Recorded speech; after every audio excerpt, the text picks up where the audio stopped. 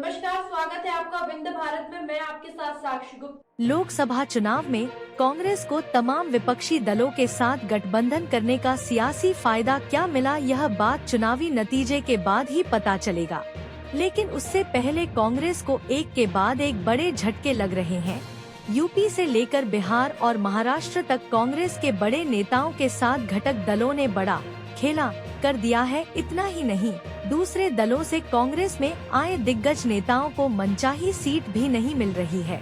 इसके चलते उनका भविष्य अधर में लटक गया है। बिहार में महागठबंधन की सीट शेयरिंग में पूर्णिया लोकसभा को लेकर पेच फंसा है। पप्पू यादव ने पूर्णिया सीट से चुनाव लड़ने की शर्त पर ही अपनी जन अधिकार पार्टी का विलय कर दिया है। आरजेडी पूर्णिया सीट कांग्रेस को देने के लिए तैयार नहीं है। लालू प्रसाद यादव ने पूर्णिया सीट से बीमा भारती को चुनाव लड़ने की हरी झंडी दे दी है। पप्पू यादव पूर्णिया सीट से चुनाव लड़ने के लिए अड़े हुए हैं। कांग्रेस यह सीट आरजेडी से हासिल नहीं कर पाती है तो फिर पप्पू यादव का सियासी भविष्य पर संकट गहरा गया है।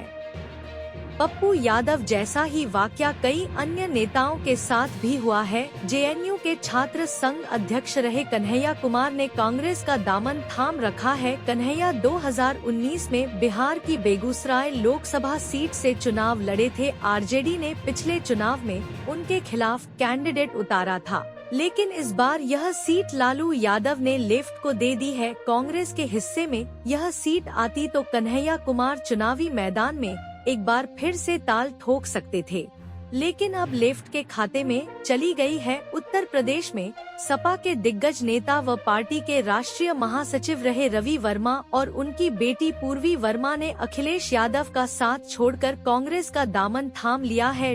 लखीमपुर खीरी लोकसभा सीट से रवि वर्मा कई बार सांसद रह चुके हैं।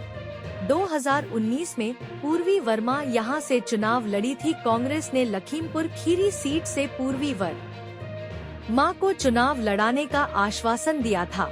सीट शेयरिंग में यह सीट सपा ने ली है। कांग्रेस यह सीट मांगती रही, लेकिन सपा ने नहीं छोड़ी। अखिलेश यादव ने उत्कर्ष वर्मा को लखीमपुर खीरी सीट से उम्मीदवार बनाए जाने के बाद रवि वर्मा और उनकी बेटी पूर्वी वर्मा के चुनाव लड़ने के अरमानों पर पानी फिर गया है। बसपा छोड़कर कांग्रेस में आए नसीमुद्दीन सिद्दीकी बिजनौर और मुरादाबाद में से किसी एक सीट लोकसभा सीट से चुनाव लड़ने के लिए तैयारी कर रहे थे। कांग्रेस हाईकमान के सामने भी इस बात को रख दिया था, लेकिन सीट शेयरिंग में यह दोनों ही सीटें सपा ने अपने पास रखी हैं। कांग्रेस को सीट न मिलने से नसीमुद्दीन सिद्दीकी के चुनाव लड़ने पर ग्रहण है। ऐसे में नसीमुद्दीन सिद्दीकी और उनके बेटे अब पूरी तरह से साइलेंट मोड में है। कांग्रेस के दिग्गज नेता और पूर्व विदेश मंत्री सलमान खुर्शीद की परंपरागत सीट फर्रुखाबाद सपा के हिस्से में गई है।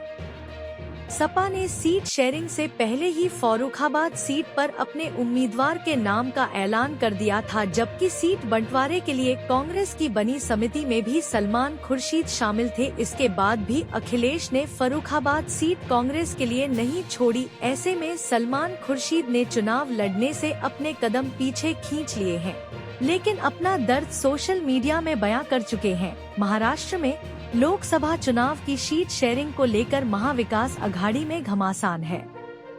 इसके बावजूद उद्धव ठाकरे ने 17 सीट पर उम्मीदवारों के नाम का ऐलान कर दिया है।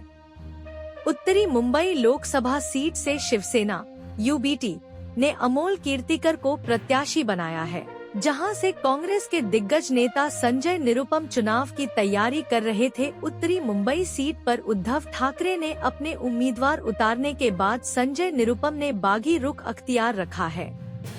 उन्होंने उद्धव के प्रत्याशी के प्रचार करने से भी मना कर दिया है। मुंबई में कांग्रेस के दिग्गज नेता रहे मिलिंद देवड़ा इसीलिए पार्टी छोड़कर एकनाथ शिंदे की शिवसेना का दामन थाम लिया है। इसके पीछे वजह यह थी कि मिलिंद देवड़ा की परंपरागत मुंबई साउथ सीट उद्धव ठाकरे के पास चली गई है। उद्धव की Shiv Sena UBT Mumbai South seat किसी भी सूरत में छोड़ने के लिए तैयार नहीं थी। ऐसे में मिलिंद देवड़ा के इस सीट से चुनाव नहीं लड़ने पर संकट गहरा रहा था।